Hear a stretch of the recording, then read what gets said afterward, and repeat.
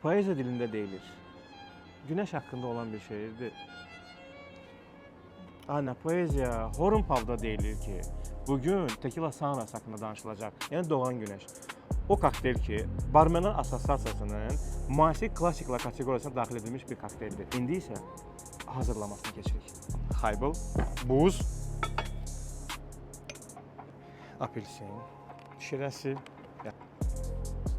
və ən əsası tequilası. Və son nöqtəni bizim bu grenadin siropu qoyacaq. Kulminasiyanı qoyan, əsas budur. Tequila Sunrise, yəni günəşin doğuşu. Yay sezonu davam eləyir.